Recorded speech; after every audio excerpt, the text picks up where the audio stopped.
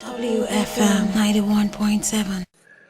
Good afternoon and welcome to WFM 91.7's Twitter space. The conversation is going to be about influence of technological innovation in achieving gender equality. According to studies, giving women more access to education and employment opportunities reduce gender-based violence through online reporting and system supports and encouraging positive representation of women in media.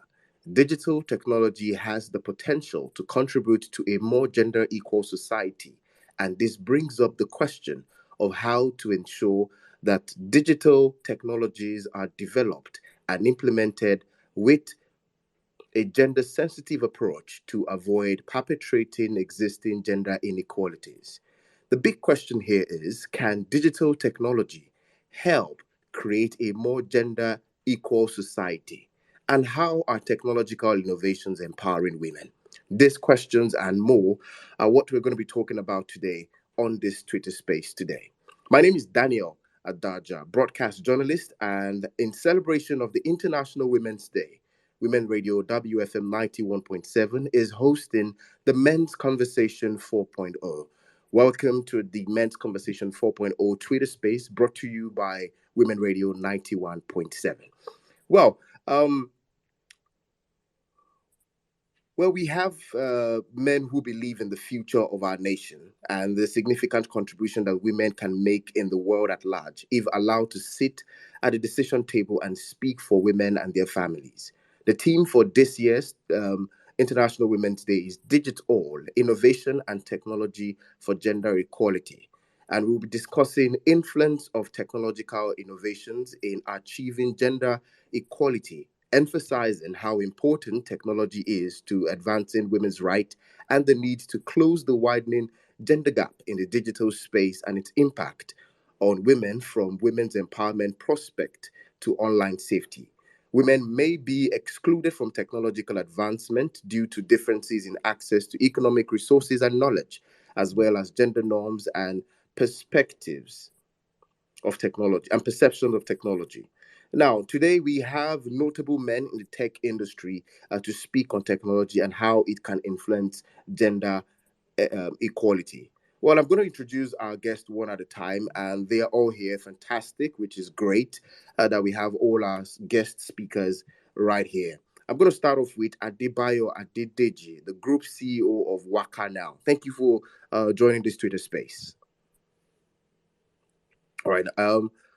Okay. I also have Adeyemi Odutola, Communications Officer for W Tech, and also David Afolayo, Content Chief at TechNet, and also Olumide Afolabi, CEO Touch and Pay Technologies. Good afternoon, gentlemen. If you're already a speaker, please you can turn on your mic, and I'd just like to hear you say good afternoon. This is Bayo. Good afternoon. I hope you can hear me well. Yes, loud and clear. Bayo. David, I can also hear you. David Afolayo, thank you for joining the space. Good afternoon. Yeah, good afternoon. Thank you. I would need you to maybe move closer to your device or maybe adjust your microphone.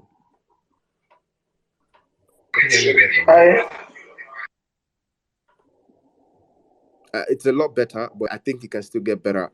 Afolabi, yes, you're trying to speak. Good afternoon. Good afternoon. Thank you for joining this space.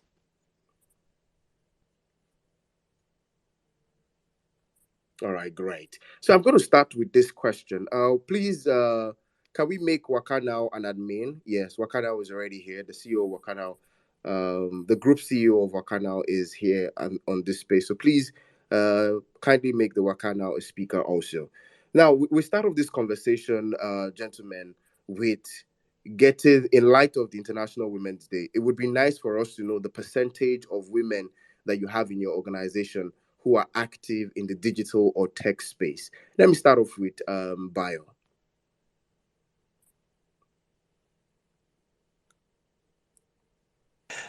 So thank you for having me.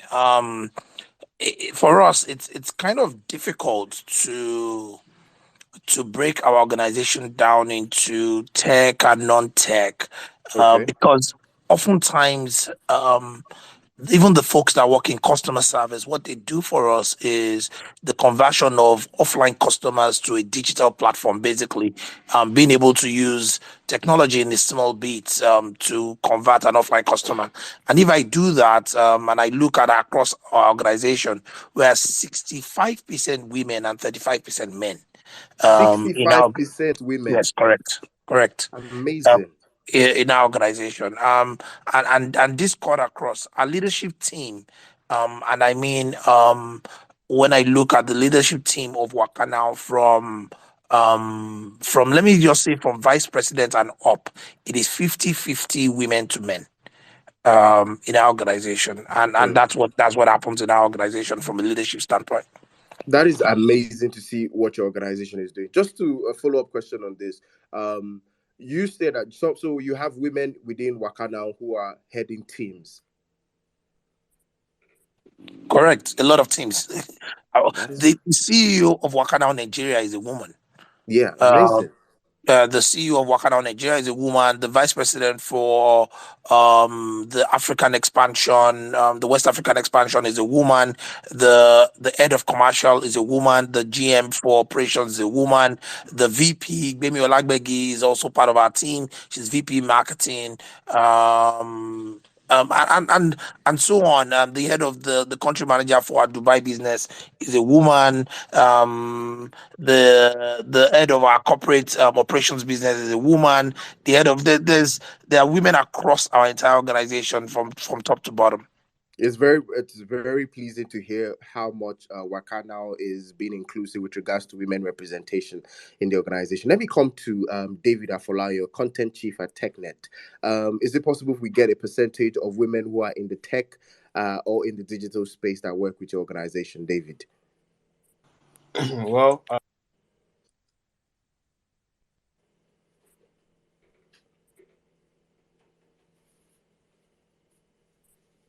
Okay, David, we're struggling to hear you, so you could just help us adjust your network a little bit. But I okay. would. Can you hear me now? I can hear you now. I can hear you now. Okay, great. Okay, so I said I'm not as lucky as Bayo. An exact 1/3 of the team is women, so we have about 33% of the team's total population. Okay. Women, yes, from our own end. And do any of these women within the 33% hold any leadership role within TechNext? Yes, just one is in the management team at the top. Yeah. Okay, thank you very much. Yeah. I'll move over to Olumide Afolabi, CEO, Touch and Pay Technologies. Afolabi, I'd like to know, the percentage of women representation in terms that are involved in the tech or the digital space.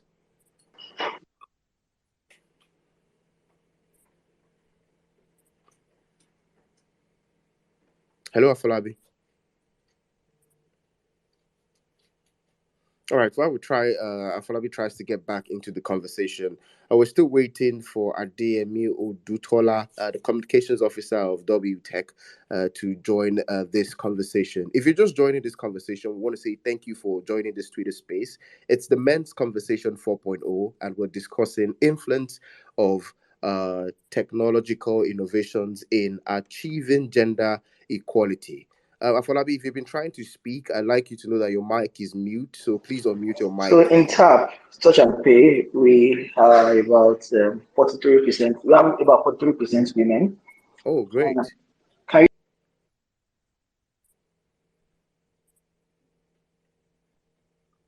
Okay, Afolabi, if you can hear me now, I'll need you to mute your mic all over, or mute your mic and join the conversation again so that you can have the floor to speak on the percentage of women in terms of tech and digital space. Once again, if you're just joining us, welcome to Women Radio 91.7 Twitter space.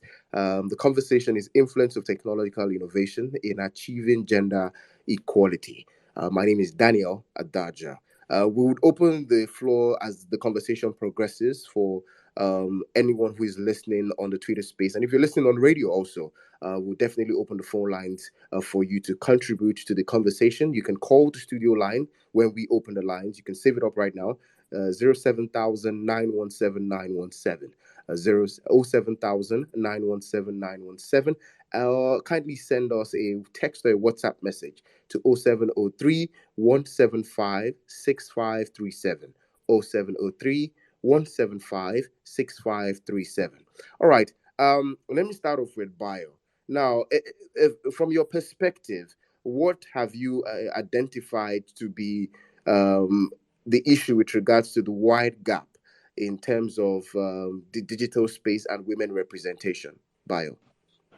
Um, and then thank you for putting this together. And a lot of the things that, and I think that's a super great question. I think it's a it's a multi-layered problem, right? And when you think about STEM, and think about college, and think about secondary schools in Nigeria, um, it, ideally, what happens is as people go into science classes, when you leave GSS 3 and you go to SS 1, you find more males going into science class than females. You find more males going into the traditionally, let me use the word traditionally, you find more males going into science classes, you find more females going into art classes, and commercial is always the balance of both. And the females that go into science classes, when you ask them what they want to do, they'll tell you they want to be doctors, they want to be something on the medical side, or they want to be researchers. And I think as that notion continues to change and we continue to encourage women, that is the only way that we can get more women into tech. But I think that the challenge starts from there, where we start to think and qualify tech jobs as being male, as being a male role.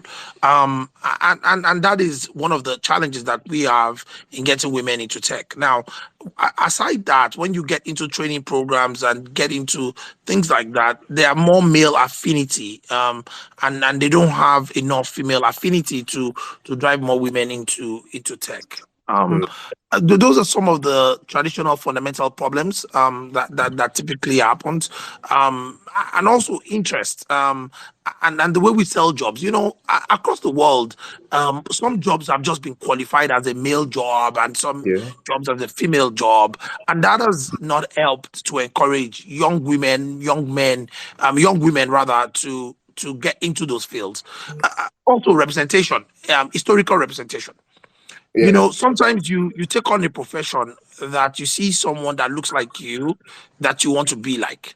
When you think about the tech roles, historically there has not been enough women that champion the cause of getting other women into tech-based roles.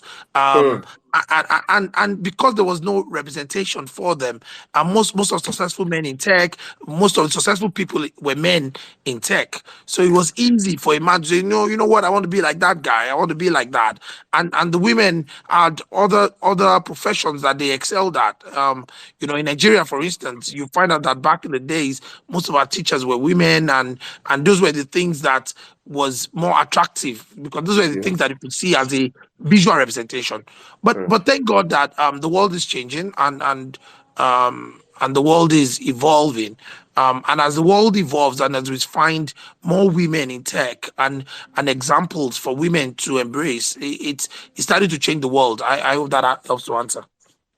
I appreciate the answers that you have given today on the conversation. Two things I picked out from what you have said is the fact that, right from secondary school, there is already this sort of like gender bias to the science class, where we see a lot more male children, the parents pushing them to go to the science class, and we see a lot more women deciding to go to art and commercial class, which somehow has led to this widening gap. And something you also mentioned, which is the fact that, in the tech and digital space, we've seen where more men are putting more men on board, and that is, we see that more than we see more women putting other women on board. Am I correct with that, Bio? Yeah, yeah, absolutely. And what I meant is not about even someone pulling people up, but even representation, right? If Yeah. you wanted to take all the tech CEOs in the world, actually, you'll find way more men Mm. leading tech companies than you find women. So there's that general representation, female representation, right? That is lacking. That, you know, like I remember when I chose to go to and pick my career. I picked my career because there was a man in my house that used to wear suits and go to the office, and I liked how he looked. I liked how he spoke. I liked how he dressed. I liked how much money he had. And that was my physical representation that encouraged me to choose the field of study that I picked. And I think that a lot of young people around the world think the same thing. And the lack of enough women in tech makes it not as encouraging as it is other professions to women. So that historical lack of representation for women has an impact on the amount of women that we have in tech today. And thank God for the few women that we have, and I continue to encourage them to be a shining star to Yeah. the other females to come into the field, especially into the STEM field that has generally and historically been underrepresented by women. Thank you very much, Bayo.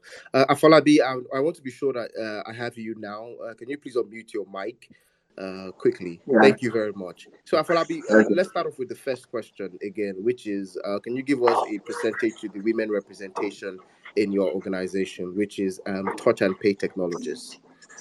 43% of the staff strength of Touch and Pay are female.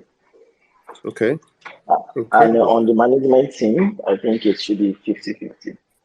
That is impressive. That is very impressive.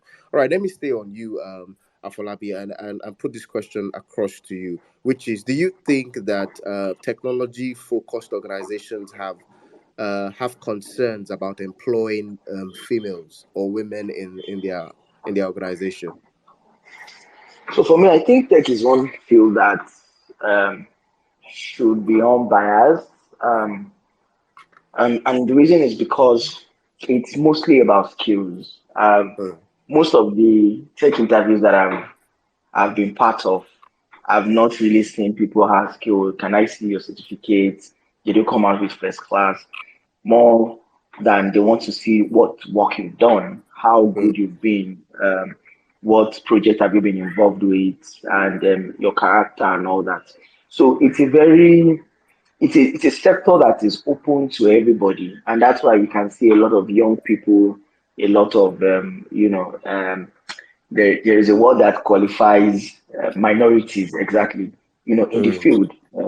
So I think that with that spirit of tech, it's one of the fields that, regardless of your gender, your race, your color, your sexuality, and all that, is open to everybody as long as you can show that you are capable, or you have the skill to do it.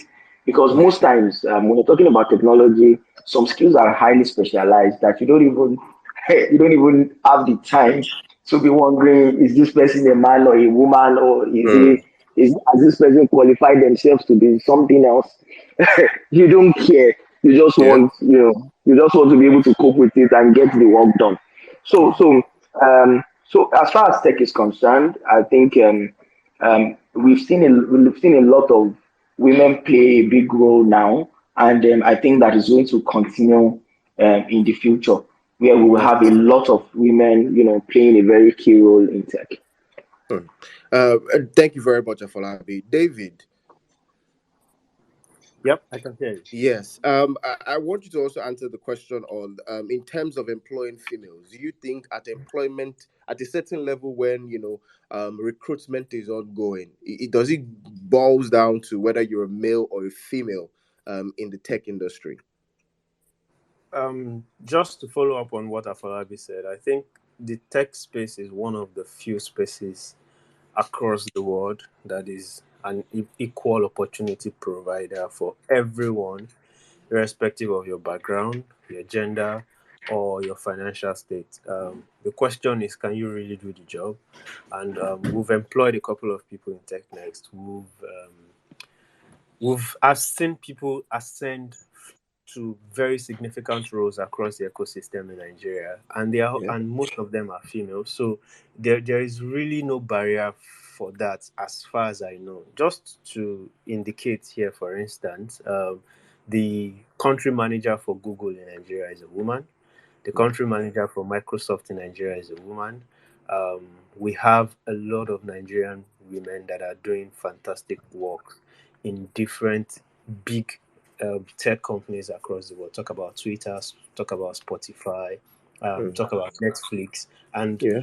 for us at TechNext, for instance, we've covered stories of people who have done amazing things. Today, I was just having a conversation with two founders of a Nigerian fintech startup that raised $2 million, and they are both females. That is Nkiru and Ijeoma of Pivo Technologies. This is a logistics startup that has become like a fintech startup. So women are doing a lot of marvelous things. And for us in the tech space, when you're looking at, is this app working? Is this website functioning well? Is this solution solving problems? You won't really bother yourself if the creator of that solution is a man or a woman. So the question has just been how much women we have in the pipeline, like Bayo has said. If you look at the report, Google's Africa Developers Report for 2022, it says that there are about 716,000 software developers in Africa. That is a 3.8 increase in 1 year, and just only 16% of that population are women. So we need to get a lot more women interested and learning these skills. Then from that pool, you can be able to pick people on to be on the high tables. I think that is where most of the work needs to be done. But in terms of recruitment and promotion, the tech companies are not really selective based on gender. Thank you very much, David. Joining us now is the Communications Officer for WTech, Adeyemi Odutola. Thank you for joining this space, Adeyemi. I'd like you to unmute your mic. Okay, I've done that. Thank you very much for joining the space. Thank you for having me. Let's quickly talk about, do you have the percentage of women representation in the tech digital space in your organization? Yes, for my case will be a little different because where I work is called the Women's Technology Empowerment Center.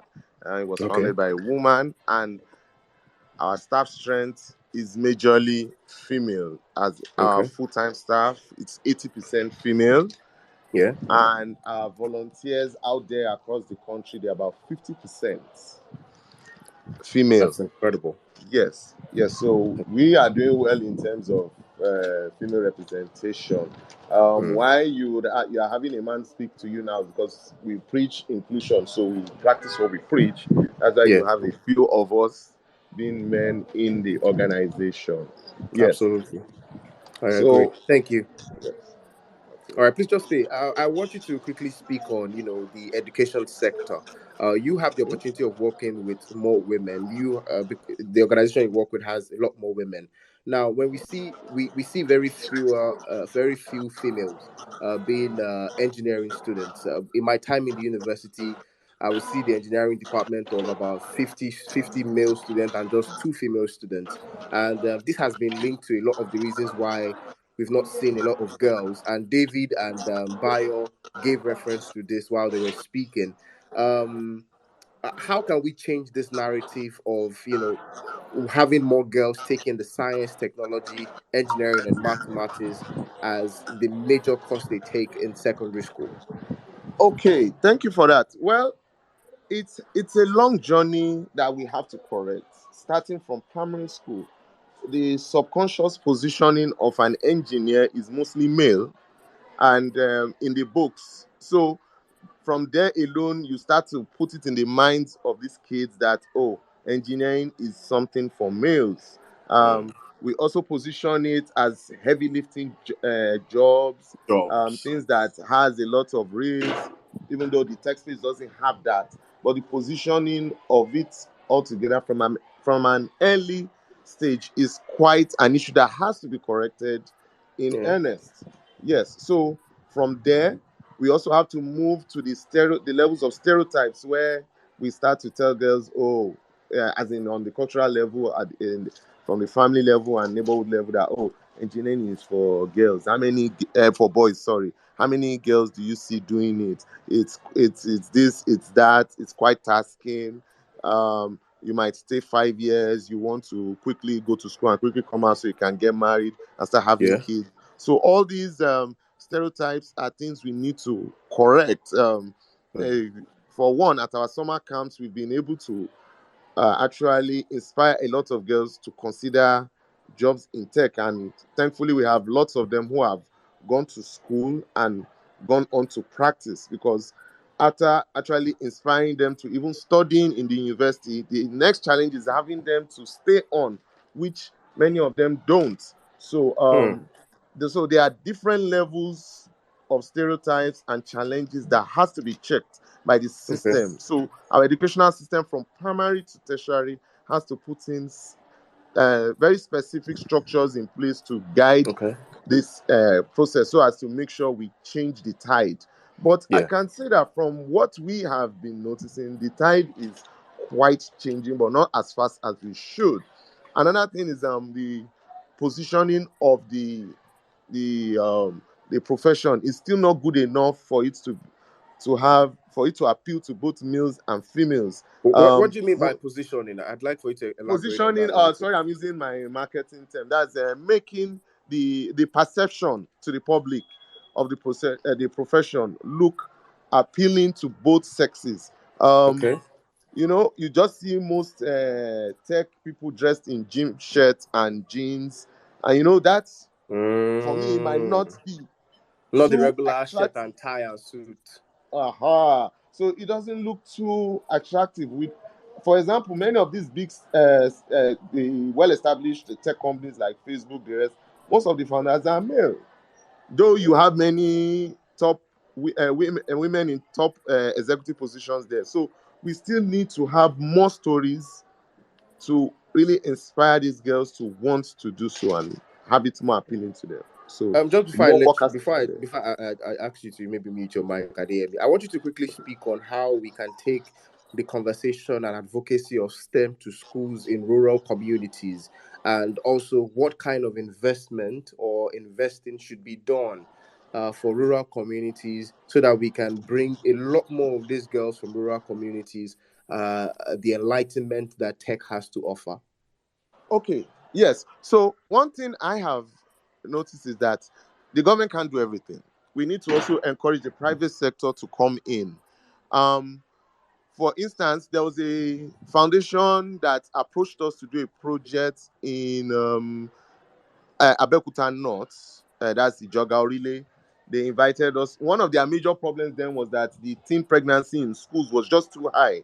And when they go for holidays, most of them come back pregnant. And they wanted something that could at least distract them, show them opportunities. And they wanted us to teach them computer skills. And we were able to make use of their newly installed labs, introduce them to a lot of opportunities.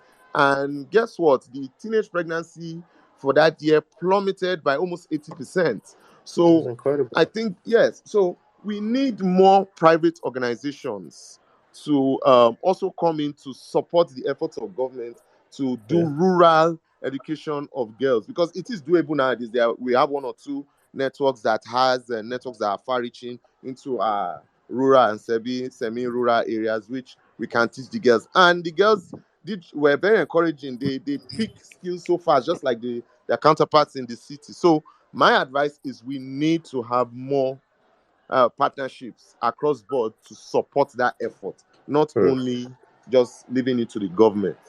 Thank you very much. 26 minutes to 1. You're listening to the Men's Conversation 4.0, brought to you by Women Radio 91.7. My name is Daniel Adaja, broadcast journalist, and the conversation on this Twitter space is influence of technological innovations in achieving gender equality. Well, I want us to move into some more, let me use the word, more serious issues with regards to this tech and digital space. Let me start off with Bayo again. The conversation of gender-based violence cannot be taken away from the workspace.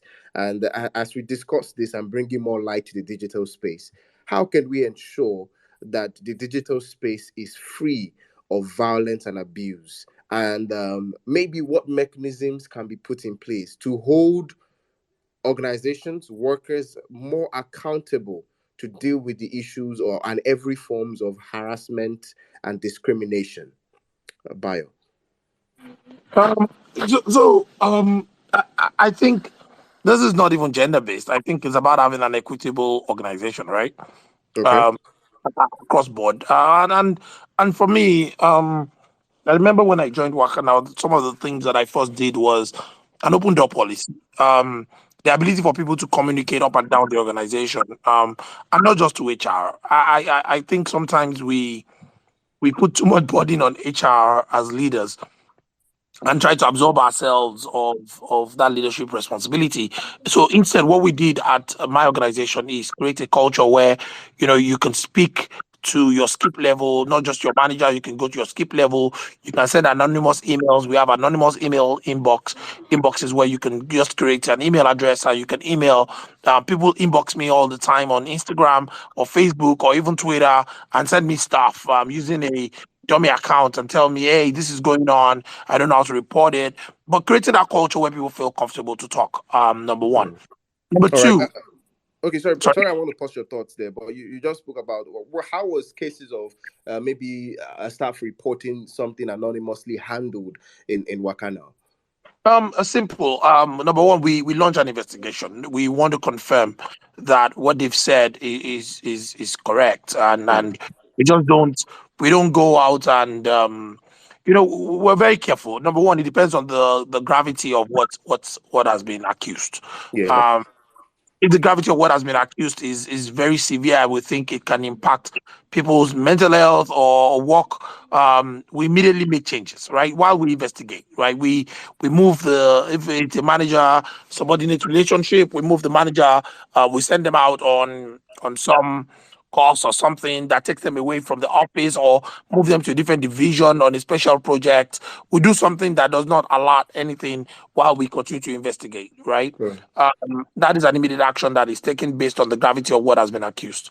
And after we do that, we then investigate. And I'll say this to everyone listening that one of the bad cultures that we have as Africans in our part of the world is that sometimes people don't speak up, right? And people, one person will report it, but when you try to investigate and you try to ask others, there will be nobody to collaborate it formally, right? Even though in informal settings you continue to hear grumblings about it, but in formal settings we do. But what we do is, even if we hear it through back doors and not front doors and cannot be used legally, we will immediately move and dissolve teams and move things Thank you. around to protect folks. So Thank you. the number two thing that we did at every job I had is we create a non-retaliation policy. It means that if something is reported and is found not to be as correct or things are not as they seem, and then you cannot retaliate. Like as a subordinate, as a manager to a subordinate, you cannot retaliate. We created a sexual harassment policy that says that it's not allowed for a boss to date somebody on their team. Okay. And if there's a love interest, then you would have to leave the team. Like just creating policies that protect people and from leaders, or even protect co-workers. In my days as a leader, I've seen multiple harassment, and I think sometimes when we think of harassment, we think about harassment as male to female, but I've seen female to male, and I've seen female to female, and male to male. And being able to have an overarching policy that you Yeah. can always deploy, that you can always, number one, encourage people to follow, and number two, you can use to punish if there is a violation. And that's what we do, because again, I cannot prevent people from being people.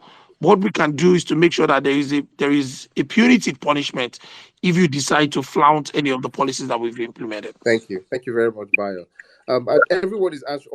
All of you are answering this question. Afolabi, I need you to speak on, what are the measures that are being put in place in your organizations in terms of, holding people accountable and to ensure that, nobody's getting harassed, especially for women who are in your organization. Afolabi. Okay, thanks for that. All right, so basically, it's all about the culture. When you have a culture that encourages people to, report and speak up and even defend themselves before even reporting. It goes a long way in helping. Then also, when people report, they need to be certain that something is going to be done about it. And when you run an organization where people have trust in the system, they have trust in the culture, they know that if they've come to you to tell you something going on and all that, either directly or indirectly, there's going to be some responsibility taken by the organization to ensure that it is fixed. I think it also builds the level of confidence in people reporting in such cases because when someone knows that if it's an issue regarding this person, nothing is going to be done about it, then Mm. probably they will stop reporting. So there was this scenario that I read about with Google where the guy that was in charge of the DeepMind, one very important project at Google then, was very tough on people. And when they reported the guy, there was nothing because he was handling a very important project in the company. There was nothing the organization could do because he was a very important person. So they started taking even the staff that came to report him to therapy so that they can learn how to cope with the guy. So when you have those kind of scenario where they are reporting someone that is extremely valuable to the organization, and then the people feel that this person is so important, he's untouchable, they are not going to be able to do anything about it.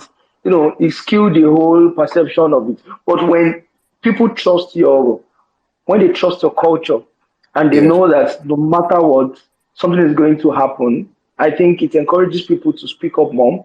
Yeah. And just like Baya said, it's not just about men to female relationship. I mean, it goes, all kind of ways. All So, right. and I think that's one of the things that we try to do in our organization. No Thank matter you. what, we encourage people to talk, and then we act. Yeah, thank you. Adeyemi, I'm aware that you have to leave the space soon, but before I let you go, Adeyemi, can you quickly speak on, how we can use technological innovations in addressing gender-based violence as first responders of SGBV? What kind of apps, how can technology be used as a way of addressing gender-based violence, Adeyemi? Okay, please forgive the noise in my background. That's Yes, fine. technology can do very well. For instance, our social media apps, they have a lot of tools which helps you to deal with unnecessary advances. Say, Okay. for instance, you get unsolicited pictures which are sent to a lot of our girls. And when I mean unsolicited pictures, they come from both males and females. So what the apps does is that they give you the opportunity to report these wrong pictures. And another thing you could do also is to make sure you screenshot these things and report to the right authorities. What they do is that they give you enough evidence, especially when it comes from people whom you know. We've seen cases of um, a scenario where someone sent a recorded voice note threatening a lady that, if you don't agree to date me, I'm going to have you dealt with. And since the person is a person she knew in the neighborhood, she simply just took the recording and went to the nearest police station and did a report. And the person was invited for questioning. So the thing is to encourage people that these things actually work, that they are Mm. evidence. And yes, and we encourage girls to also know that as minors, for example, if you are still in school, it is very wrong for people above 18 to be making unnecessary over advances to them. So once you educate people with the knowledge that, look, these are the rules and this is what is obtainable, those features on our social media apps, for instance, they perform a very good role in curbing online misbehaviors. All right. Thank you. Thank you very much. If you're just joining us, it's a quarter to one. It's Thank you very much. the Men's Conversation 4.0, and we're talking influence of technological innovations in achieving gender equality. I'm going to move over to David Afolayo now. And David, we're in a season of cashless policy. A lot is happening with the redesigned policy, Supreme Court, veto power of Mr. President. My question now is, how can technology be used at this time to empower women and with technology based solutions for their businesses in this cashless society like ours? Okay, that's interesting. Um, the first is I from my experience, from the conversations I've had with people from our special reports as TechNext, as a tech media company. One of the things that stands out is that women are most affected by this policy in Nigeria, and that is because they play they are the most significant player in the informal sector. So women operate over 60% of the market business when you talk about traditional markets in Nigeria, and they also engage in a lot of mobility with with the public transport system. So you have, I mean, some people have been able to find ways to be able to cope with the situation. So for instance, my wife went to a market in some part of Lagos in my 12, and you realize that people have developed a mechanism to cope with the structure. So not a lot of business people have POS or some other technology solutions that could allow them make and receive payments, but they've devised ways of coping with this. So I give you an example. If you want to buy, let's say, a basket of tomatoes, and the actual worth of the basket of tomatoes is 4,005. If you're going to be making transfer to the market woman, they would ask you to add, let's say, 500 naira or 1,000, depending on how much they'll be using to withdraw the money. So transfer might cost you 5,005. And if you're bringing old notes, maybe they have a way of changing the old notes. They will tell you to pay more, so you pay maybe 6,005. So depending on what you want to use, there is a coping mechanism. But as much as people have the capacity to cope with changes, they might not be able to endure for long. There's going to Everybody has a breaking point. So that is why there is a need for us to step in as private players and or especially as government to ensure that there is a swift alternative that they can use. And one of the things that we could do as a low hanging fruit to solve this problem is to ensure that the basic platforms that ordinary people can use are functional. As we Yeah. speak, the low level technology platform for the average Nigerian is the USSD code. And across all banking platforms, this is not functional, right? We know that there was an announcement by the NCC that there is a work behind the scenes by ALTIN, Association of Telecom Operators, to unify the USSD code and strengthen it so that it can work better. But beyond that, there are other things that players could do. I think one of the significant challenge is a trust deficit. So people make Okay. transfers, but they are not sure that you're going to receive the money. So there is a lot of waiting time in that lagging process. So I Yeah. transfer money to you. You can't give me the goods except you see the payment in your account. And I would not want to leave except I'm sure that Yes. you've received the payment. So that becomes like a problem. People waste a lot of David, time. Yeah, let me running on let transactions. me pause your thoughts there, David, and ask this question, which I would also want the other speakers to answer. Um, what is fundamentally wrong with the eNaira platform designed by the Central Bank of Nigeria? So I will try to give an answer that will not put me at cross with the CBN. So the first thing is the eNaira platform is not it's just a substitute to the naira, the electronic substitute to the naira. That is Okay. essentially what the eNaira is. What is the significant way Nigerians transact is cash. Yeah. Okay. What we've seen with this new CBN cashless policy and the cash and the naira change policy is that a lot of Nigerians depend on cash. So if I'm unable to spend a certain type of currency, there would not be a need for me to adopt it. So a lot of Nigerians transact with cash. There is no need for them to use Naira. It's as simple as that. Now, two, there is really nothing you want to do with the Naira that you could not similarly do with your banking app. So if I have money in my whatever bank account, I could just access that money in the electronic form by opening the banking app. I can pay for my cable TV. I can buy Yeah. data. I can do all of that. So why do I need the Naira? So I think that fundamentally, the e-naira is not solving our problem because we are mostly dependent on cash. So if you force people to adopt e-naira, there are not many places where they can use it. The second is the e-naira is not really relevant because people have been used to other forms of online transactions that the e-naira could have replaced. So there was Thank really you. no need for it. Then the last one is a trust function, right? My money is safer if I'm holding it in my hands. If I put it on a platform that the CBN has created and I need it in an emergency and that platform is down, what happens? That's a big problem for many Nigerians. Thank you. Thank you very much, David. Bayo, I want to talk about what are the potential risks of the society or Nigeria excluding women or not paying much attention to ensuring that we have more women in the digital space. Oh wow. The danger is let's take a step back. What is the danger of not including women in everything we're doing? Is that we're going to have a one-sided country, right?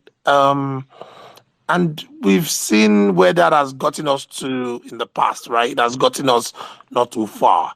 I say this across the organization and for every woman on this call. Let me just say this: I believe that women make better employees. Women are easier to work with, and women are more loyal to organizations than men. To be honest with you, and so when you think about the digital space, the ability of, men are great, but Yeah. we tend to jump around quite a bit. Women have what I call a stable hand and a steady hand, and they're able to, once they understand what needs to be achieved, they're able to achieve it even faster than men. I know that men are sometimes we're ready to accept that reality, but I have discovered that, and that's why my organization is shaped the way it is.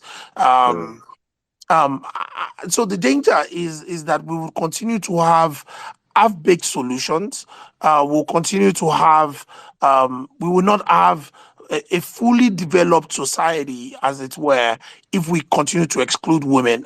And to women, I would say also get involved. Push the envelope. Get the skills. The criteria for involving women is not going to be just because you're a woman. Competence is going to be, and I think one of the prior speakers talked about it, that nobody cares about your gender anymore. And honestly, in today's world of multi-gender, before we had a bi-gender society where we had male and female.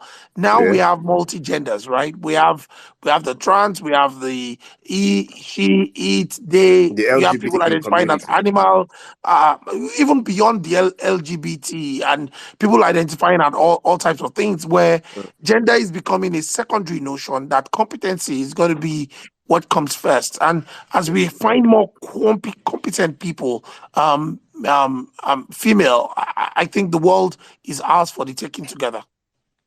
Thank you very much. Afolabi, I'd also like you to speak on this, on what you think are the dangers, and maybe in this space right now we have quite a couple of people who are joining this space both on Twitter and listening live on radio. I want you to maybe say a few words to encourage them to involve more women and possibly get their girls, parents who are listening, to get their girls involved or start exposing them to tech. Okay, I think we are in a new world where I think everybody needs to partake. And the most important thing now is for people to hone their skills. and not, hide under anything. Um, Nobody see value and walk past it anymore. We have passed that stage. The more valuable you make yourself, the more respected you're going to be. And I think that's like the most profound thing about this new world. That if you are so skillful, if you are so valuable, if you are so great at what you do, then you are going to have a voice regardless of anything. And interestingly, there's some new documentaries that we started seeing have shown that that has actually been the case for a while. But people have excused all manner of things, you know, to be mediocre. But right now, people have now been inspired. People have seen that we live in a world where everybody understands the worth of value. And the more we can prove ourselves to be valuable, the more we can actually be responsible for, making the most important decisions. So for me, I think we just need to train our kids, and our women are so important to the point that the first years of our kids are spent with them. So they drive the initial inspiration more than we do, because some of our women, spend more time with our child, our kid. They're able to point them into a direction that will inspire them later in life. Yeah. So, and I think that the most profound thing that we can start showing our kids is the importance of value. And if we can drive that into their hair more, if we can show them that more, I think before we know it, we will have a well balanced society. Probably we'll even have more female making impact than men. Mm, thank you. Let me come to David. Our time has been well invested this afternoon. The producer is already telling me because it's also going live on radio, we're almost down to our final time. David, in your final words in this conversation today, what do you want the take home to be for anyone who is still contemplating, any woman who is contemplating coming into the technology digital space? Okay, so what I would say is tech is a male-dominated space, no doubt about that. We cannot deny the existence of a number of barriers that have been designed to keep women out, either deliberately or unconsciously. But what we need to do at this point is first, for all women out there, um, have the mind, have the mentality that you cannot afford to give up. This is something that a lot men have been doing, and they've done it successfully. But if there is anything that women have proved to us across the ages of history, is that whatever men can do, women can equally do, and they can do it better. So this is an opportunity for you to go out there, pick up a tech skill, make up your mind that you're going to go through learning it no matter what it's going to take. And trust me, you're going to fail. Sometimes you're not going to do as much as you think you can, but pick yourself up again and do better. At the end of the day, when you look back, you realize that you are qualified to do much more than you think you can. Thank you very much for saying all of that. The conversation on the influence of technology on gender equality cannot and should not stop. We need to keep having this conversation on the front burner. Women need to be given access to educate themselves on how to explore technology to promote gender equality, particularly as it opens them up to new opportunities for education, employment, and digital inclusion. Women need to take advantage of this technology and innovation being created like advances in internet access and mobile communications devices, which enable millions of women around the world to connect with each other, learn new skills, and participate actively in social media conversation. I want to say a special thank you to my guest, Adebayo Adedeji, CEO, Group CEO of Wakanow, Adeyemi Odutola, Communications Officer of W Tech, David Afolayan, Content Chief at TechNext, and Olumide Afolabi, CEO, Touch and Pay Technologies. Thank you so much for making this conversation worthwhile. And to everyone who has joined this conversation via the Twitter space or listening on radio on WFM 91.7, thank you for being part of this conversation. Special thanks to the producer, Esther Laribe, and the executive producer, Tom Okewale Shonaya, for this special episode of the Men's Conversation 4.0. To the engineer on duty and to everyone who made this possible, Thank you very much. My name is Daniel Adaja, broadcast journalist. Good afternoon, and please remember to celebrate women today in your own little way. Tell them how much they are contributing to the society in your workspace. Encourage them. Let them know that you value them as much as you can. Make today special for every woman in your community. Have a wonderful day. Good afternoon. WFM 91.7.